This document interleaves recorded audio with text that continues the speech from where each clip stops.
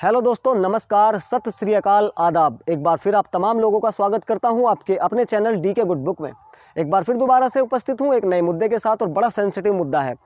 और सबसे पहले गुजारिश ये है कि आप अगर इस वीडियो पर आ ही गए हैं तो प्लीज़ इसको पूरा देख लीजिए, बहुत कुछ सिखा के जाएगी। सब्सक्राइब करना ना करना वो बाद की बात है, अच्छा लगे तो कर लेना। आज का मामला सोशल मीडिया से शुरू होता है। दोस्तों, आप सबको पता है कि हम लोग सब सोशल मीडिया पे बड़े एक्टिव रहते हैं, चाहे वो इंस्टाग्राम हो, फेसबुक हो या यूट्यूब हो। अलग अलग माध्यम से सोशल मीडिया पे एक्टिव रहते हैं, और इसी सोशल मीडिया में कुछ ना कुछ लोग ऐसे काम कर देते हैं कि हम उसके झांसे में आ जाते हैं, हम उसके हत्थे चढ़ जाते हैं। एक तरफ से कहें तो उसके इस तरह से झांसे में लिप्त हो जाते हैं कि कई बार हमें समझ में नहीं आता कि अब क्या करें, अब हम फंस चुके हैं। तो दोस्तों, आज की कहानी इसी तरह की है। कैसे कैसे लोगों को ब्लैकमेल किया जाता है, लड़कियां कैसे लड़कों के साथ में इस तरह का दुर्व्यवहार करती हैं, उनको ठगती हैं, और यहाँ तक कि उनको इतना मजबूर कर देती हैं ब्लैकमेल कर करके कि कई बार लोग आत्महत्या तक कर लेते हैं। आज का मामला हमारा ये नोएडा से शुरू होता है, और नोएडा से शुरू होता है और जिस तरह से लोगों की इसमें ठगाई हुई वो सारी बातें मैं विस्तार से बताऊंगा। लेकिन हाँ, आप लोगों के लिए एक मैसेज भी है। क्या आप भी कहीं किसी सोशल मीडिया के जरिए किसी ना किसी से चैट कर रहे हो, किसी के टच में हो? अगर ऐसा है, कोई आपका फ्रेंड है जिसको आप कभी मिले नहीं, अगर ऐसा है तो थोड़े से सचेत हो जाइए, थोड़ा से अवेयर हो जाइए, वरना कहीं आपके लिए भी ऐसा कुछ ना क्रिएट हो जाए ताकि आपको बाद में पछताना पड़े। दोस्तों, ये जो पिक्चर आप देख रहे हैं ये एक लड़की की पिक्चर है जिसका नाम है अंजलि वर्मा। इसको अंजलि भी कहते हैं और रुचिका वर्मा भी कहते हैं। इसके दो नाम हैं, रुचिका और अंजलि। ये खूबसूरत सी लड़की है, लेकिन उम्र इसकी बहुत कम है, अभी 20 साल भी पूरी नहीं हुई है। लेकिन अगर इसका माइंड की बात करें, इसके दिमाग की बात करें, तो बड़ा ही सातिराना दिमाग इसने लगाया, और उस दिमाग के चलते इसने बहुत सारे लोगों को ठगा सोशल मीडिया के माध्यम से। तो कहानी क्या है, पूरा विस्तार से इस पर नज़र डालते हैं। और मैं फिर दोबारा से गुजारिश कर रहा हूँ, अगर आप वीडियो पे हैं तो प्लीज़ इसको पूरा देख करके जाएं। अच्छा लगे तो बाद में सब्सक्राइब वगैरह जो फॉर्मेलिटी होती है वो कर सकते हैं, नहीं लगे तो नहीं कर सकते, कोई प्रॉब्लम नहीं है। साथियों, ये रुचिका वर्मा नाम की लड़की ये नोएडा के सेक्टर 24 में किराए के मकान में रहती है। ये मूलतः देहरादून की रहने वाली है। 2 साल पहले, लगभग 2022 में इसकी शादी हुई थी। शादी के सही 1 साल बाद इसने अपने पति से डिवोर्स ले लिया और ये अलग हो गई, परिवार के साथ नहीं रही, और ये नोएडा आ जाती है। नोएडा में सेक्टर 24 के अंदर एक फ्लैट लेती है, किराए का कमरा लेती है, और उसमें रहना शुरू कर देती है। कुछ काम था नहीं तो इसे लगा कि अब यहाँ अकेला तो आ ही गए हैं, लेकिन कैसे चलेगा, खाना पीना, कपड़े वपड़े, सब कुछ, शॉपिंग वगैरह, सब पैसे चाहिए होते हैं, तो कैसे काम चलेगा? ऐसे तो मेरा पूरी तरह से है ना, जैसे मैं बर्बाद ही हो जाऊंगी। तो इसने एक माइंड चलाया, एक दिमाग को क्रिएशन इसका ऐसा बना कि मैं सोशल मीडिया के माध्यम से लोगों को ठगना शुरू करती हूँ। अब इसने इंस्टा पे एक अकाउंट बनाया, सुंदर सी एक फ़ोटो लगाई। फ़ोटो लगाने के बाद में लोगों को फॉलो किया, कुछ लोगों ने इसको फॉलो किया, और ये सिलसिला चल निकला। ये नए नए लड़कों को फॉलो करती, उनसे चैट पे बात करती। चैट पे बात करते हैं, धीरे धीरे उसके बाद नंबर एक्सचेंज हो जाता है, फिर कॉल पे बात करते हैं, फिर व्हाट्सएप चैट चलती है। ये धीरे धीरे अपने झांसे में लोगों को फंसाते रहती है, और बहुत सारे लोग ऐसे इसने फंसा लिए थे। जब भी कभी चैट करती तो इसमें इस तरह से सातिराना तरीके से ये चैट में लिखती कि सामने वाला पूरी तरह से पागल हो जाए इसके प्यार में। और जब इसको एहसास हो जाता कि अब ये मेरे प्यार में पूरी तरह से गिरफ्तार हो चुका है, तो अब मैं इसको जो कहूँगी ये वही करेगा। और कभी कभी कुछ लोगों से ये मिलती भी, बाई फेस मिलती, और बाई फेस अगर मिलती तो उनके साथ में फ़ोटो ले लेती, या अगर कोई कहे तो फिजिकल रिलेशन कहीं मना रहे हैं तो उसका वीडियो बना लेती। यानी कि पूरी तरह से अपने हाथों को मजबूत करके चलती थी ये लड़की, इतना शातिर तरीके से। और कुछ समय बाद दोस्ती हो गई, प्यार मोहब्बत सारा चल रहा है, और उसके बाद पूरी तरह से जब लड़का इसके प्यार में गिरफ्तार हो जाता था, फिर ये करती थी उससे पैसे की डिमांड कि मुझे प्रॉब्लम है, आप मुझे कुछ पैसे दीजिएगा। कुछ लोगों ने इसको पैसे दिए भी, अच्छे खासे पैसे दिए, क्योंकि इसके लिए कोई एक मुर्गा नहीं था, इसने बहुत सारे सैकड़ों मुर्गे फंसा रखे थे। क्योंकि आजकल क्या है कि अगर कहानी से थोड़ा हटके बताऊँ ना, तो सीधी सीधी ये है कि आमतौर पर सब सोशल मीडिया से अटैच हैं, बड़े एक्टिव हैं, और अगर कोई लड़की की आईडी से हमें फॉलो कर ले तो हमें ऐसा लगता है, अरे वाह, ये लड़की ने मुझे फॉलो किया, मैं इससे बात करना चाहूँगा। नॉर्मली ये फितरत में है, इसमें कोई ज़्यादा बड़ी बात नहीं है। तो इस तरह से लड़के जल्दी जो है एक्टिव हो जाते हैं, इस तरह से कि बहुत जल्दी करना चाहते हैं, बहुत जल्दी करना चाहते हैं। वो अंजाम की भी परवाह नहीं करते कि इसका अंजाम जो होगा वो बड़ा ख़तरनाक भी हो सकता है। वो बिल्कुल पूरी तरह से उनकी आंखों पर चश्मा चढ़ जाता है, प्यार का, मोहब्बत का, झूठे इश्क का। ये नहीं पता कि आपका इस्तेमाल होने वाला है।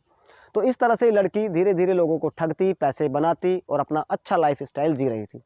उसके बाद होता क्या है कि जब ये रडार पे आई तो पता ये चला कि एक लड़का था। उस लड़के का यहाँ पे हम नाम नहीं लेंगे, उसकी आइडेंटिटी को आपके सामने नहीं रखेंगे, लेकिन एक लड़का नोएडा थाने में एक एफआईआर देता है और कहता है कि इस फला अकाउंट से मुझे ब्लैकमेल किया जा रहा है, मेरे फ़ोटो वगैरह दिखा करके वो कह रही है कि या तो मुझे पैसे दो, नहीं तो मैं आपको झूठे रेप के केस में फंसा दूँगी। अच्छा, इससे अब से पहले भी इस लड़की ने बहुत सारे लोगों को यही कह के ब्लैकमेल किया, जिसने आसानी से पैसे दे दिए उसका तो ठीक है, उसको तो इसने बख्श दिया, लेकिन जो आसानी से पैसे नहीं देते थे उसको ये लड़की कहती थी कि मैं तुम्हें झूठे केस में फंसा दूंगी कि आपने मेरा रेप किया है, वरना मुझे पैसे दे दो। तो कुछ लोग डर जाते थे, वो पैसे दे देते थे। वो कहते थे कि हमारा फ़ोटो डिलीट कर दो, वीडियो डिलीट कर दो।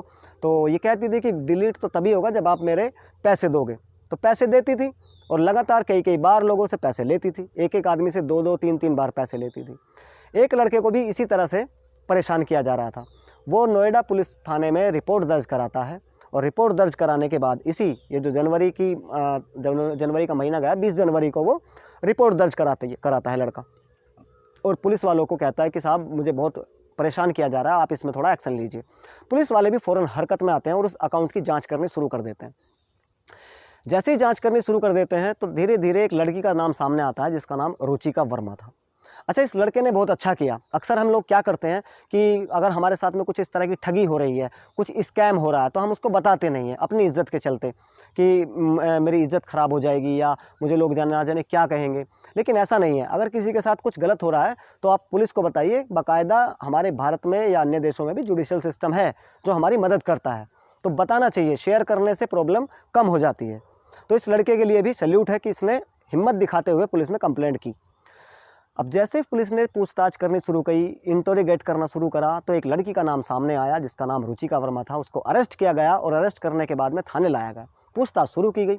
पूछताछ में उसने घुमाने फिराने का काम किया कि नहीं, मैं कुछ नहीं करती हूँ, ये मेरा अकाउंट नहीं है, और फला फला जो भी उसे मतलब अपना बचाव में करना था वो सारा उसने किया। लेकिन पुलिस के पास सारे सबूत थे और बिना सबूत के बात होती नहीं है कानून में। उस लड़के ने भी सबूत दिए थे कि देखो किस तरह से मुझे व्हाट्सएप चैट में धमका रही है, कॉल रिकॉर्डिंग भी है, व्हाट्सएप चैट भी है, सारा कुछ कॉल डेटा निकाला गया और सीडीआर में भी सारा कुछ देखा गया कि हाँ, लड़की तो यही है, इसी का इशारा किया धरा है। तो कुछ देर बाद जब पुलिस ये अंदाज में पूछताछ की जाती है तो ये रुचिका वर्मा लड़की टूट जाती है और टूटने के बाद अपनी कहानी सुनाती है। और कहानी वही जो मैंने शुरू में आपको बताई कि 2020 में शादी हुई और उसके बाद में सही 1 साल में तलाक हो गया। तलाक होने के बाद में घर वालों से बिल्कुल अलग थी, पति से भी अलग थी, पैसे बनाने थे। अब पैसे बनाने के चक्कर में इसने इशारा किया थोड़ा सा सोशल मीडिया की तरफ, और सोशल मीडिया के सहारे को लेकर के इसने लोगों को पागल बनाया और पैसे कमाए। साथियों, कहानी तो यहीं एंड हो जाती है, लेकिन यहाँ समझने को और सुनने को बहुत सारी और भी चीज़ें हैं। अगर आपके साथ भी कोई ऐसा है, मैंने शुरू में बताया था कि अगर आपके साथ भी कुछ ऐसा हो रहा है तो प्लीज़ उसके बारे में छानबीन कर लीजिए, क्योंकि सोशल मीडिया है, जितना दिखता है कि ये सब सच्चाई है और पर्दे के पीछे बहुत सारी काली दुनिया है। सोशल मीडिया के पीछे भी जैसे बॉलीवुड में दिखाते कुछ है, होता कुछ है, ये सोशल मीडिया है जनाब, यहाँ पे भी ऐसा ही है। अगर आप इस चक्कर में फंस रहे हो, इस पछेड़े में हो और आपको लग रहा है कि मैं किसी लड़की से चैट कर रहा हूँ या किसी लड़के से चैट कर रही हूँ, इसमें चाहे लड़का हो या लड़की हो, तो उसके बारे में ज़रा छानबीन ज़रूर कर लें, क्योंकि फ़ोटो किसी और का होता है, फेक नंबर आईडी से अकाउंट बना लेते हैं, बड़ा आसान है फेक अकाउंट बनाना, और उसके ऊपर फिर चैट करना शुरू कर देते हैं। आप आवेश में आकर के वीडियो कॉल करते हैं और उल्टी सीधी हरकत भी करते हैं। उस हरकत को वो लोग रिकॉर्ड कर लेते हैं और वो फिर तुम्हें ब्लैकमेल करने के लिए वो हथियार काम आता है उनके, जो उन्होंने रिकॉर्ड किया। तो अगर इस तरह से आप कहीं लिप्त हैं तो प्लीज़ उसके बारे में छानबीन ज़रूर करें, थोड़ा सा अवेयर हो जाएं, क्योंकि बहुत कुछ गलत चल रहा है सोशल मीडिया पे और आए दिन हमें ये चीज़ें देखने को मिलती रहती हैं। जैसे स्कैम हो गया कि आपकी लॉटरी निकली है जी। कुछ पागल लोग ऐसे होते हैं कि उनको नंबर वंबर सारा कुछ बता देते हैं, उनके अकाउंट में पैसे भी डाल देते हैं कि आपकी 25 लाख रुपए की लॉटरी निकली है।